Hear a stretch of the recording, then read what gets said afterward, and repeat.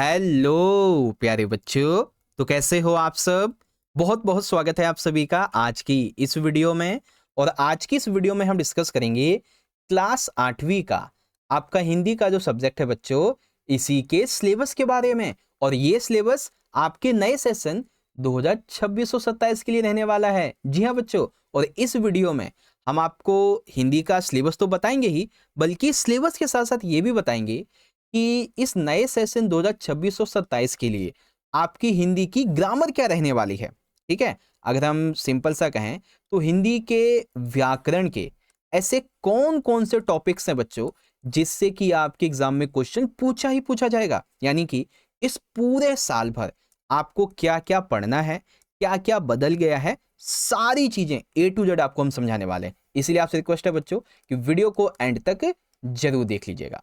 ठीक है, कोई भी क्वेश्चन डाउट हो बच्चों तो ये रही मेरी इंस्टाग्राम की आईडी, आप मुझे फॉलो कर सकते हो, मैसेज कर सकते हो। ठीक है, बाकी 8वीं क्लास का टेलीग्राम ग्रुप का लिंक है बच्चों वीडियो के डिस्क्रिप्शन बॉक्स में, उसको जरूर से ज्वाइन कर लीजिएगा इंपॉर्टेंट नोट्स PDF और अपडेट के लिए। बाकी चैनल को सब्सक्राइब करके बेल नोटिफिकेशन को ऑल पे सेट कर लेना, ताकि जब भी कोई नई वीडियो आए आप उसको देख सको।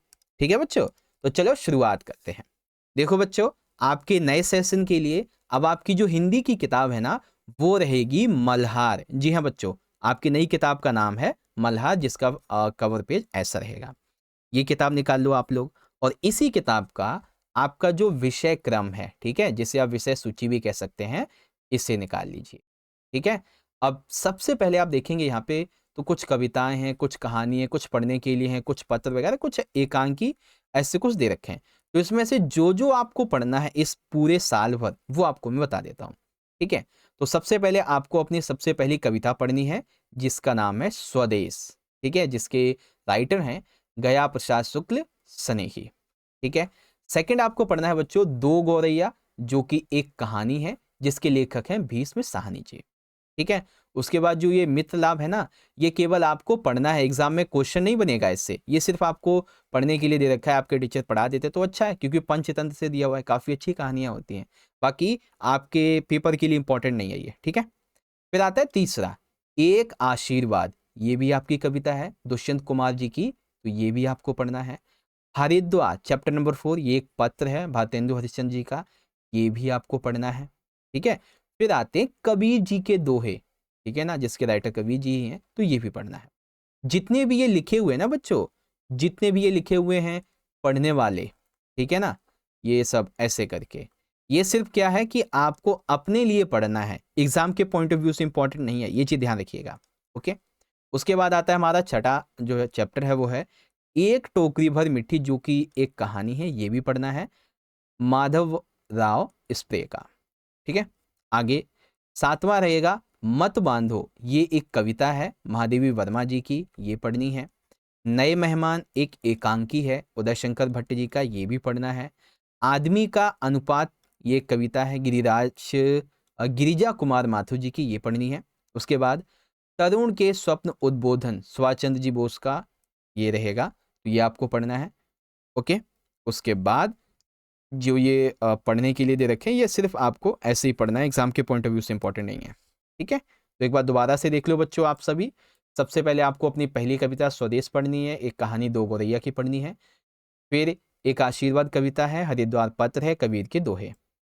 नीचे आ जाओ, एक टोकरी भट्ट मिट्टी, ये कहानी पढ़नी है। मत बांधो कविता पढ़नी है। नए मेहमान एकांकी, आदमी का अनुपात और तरुण के स्वप्न, ये पढ़ने हैं। ठीक है, तो समझ में आ गया बच्चों आपको क्या क्या पढ़ना है अब। उसके अलावा यहाँ पर ना ये कुछ जैसे शब्दकोश है, ब्रेल भांति हिंदी वर्ण व गिनती है, पहेलियों के उत्तर है, ये सभी पता है क्या है, ये आपकी ना ग्रामर में काम आएंगे, आगे चल के भी आपको मैं बताऊंगा। तो ये तो हो गया सिलेबस। अब हम बात करते हैं बच्चों आपके पाठगत व्याकरण की। पाठगत मतलब जो आपके चैप्टर हैं, इसमें से कौन कौन सा व्याकरण पूछा जा सकता है आपके एग्जाम में। ठीक है ना, चलो शुरू करते हैं।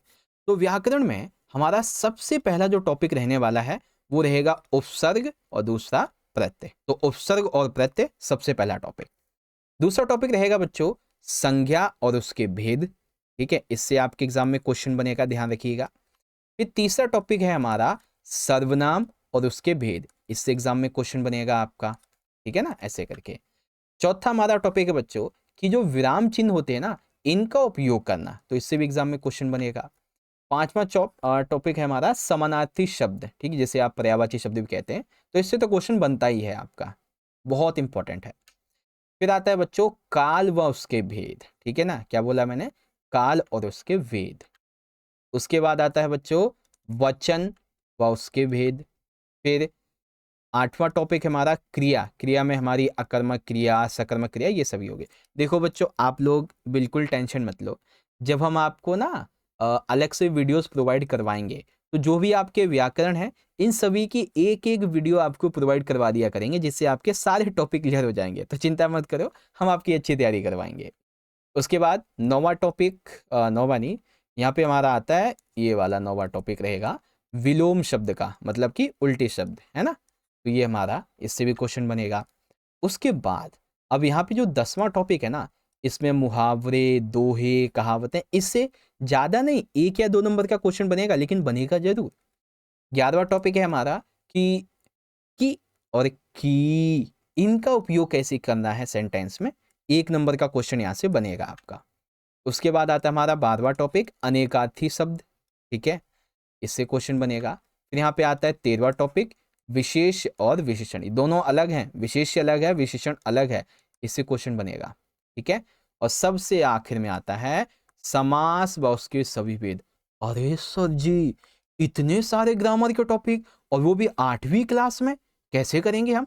बिल्कुल चिंता मत करो, हम आपको अलग से एक एक टॉपिक की एक एक वीडियो प्रोवाइड करवा देंगे, और साथ ही साथ हम आपको सैंपल पेपर भी करवाएंगे, हम आपको इंपॉर्टेंट जो क्वेश्चंस होंगे आपके चैप्टर वगैरह के वो सब करवाएंगे, ठीक है। तो ये तो हो गया व्याकरण, तो एक टॉपिक पूरा हो गया। अब बात करते हैं बच्चों रचनात्मक लेखन की, ठीक है, किसकी? रचनात्मक लेखन की। आ जाइए, अब रचनात्मक लेखन के अंदर सबसे पहला जो हमारा टॉपिक रहेगा बच्चों, वो है, यहाँ पे आप देख सकते हैं, औपचारिक पत्र लेखन, ठीक है, अभी आपको मैं बताऊंगा कैसे पत्र लेखन होते हैं। दूसरा टॉपिक रहेगा बच्चों अनौपचारिक पत्र लेखन, ठीक है। तीसरा टॉपिक डायरी लेखन। चौथा टॉपिक होगा आपका संवाद लेखन। पांचवा टॉपिक होगा यात्रा वृत्तांत लेखन। और छठा टॉपिक होगा सूचना लेखन, यानी कि नोटिस लिखना। सातवां जो टॉपिक है ये पोस्टर बनाना है। ये थोड़ा सा मुझे ये लग रहा है कि ना जैसे एडवर्टीजमेंट होता है ना, कुछ इस तरीके से न्यूज़पेपर वगैरह में आप देखते हैं, तो उस तरीके से रहेगा।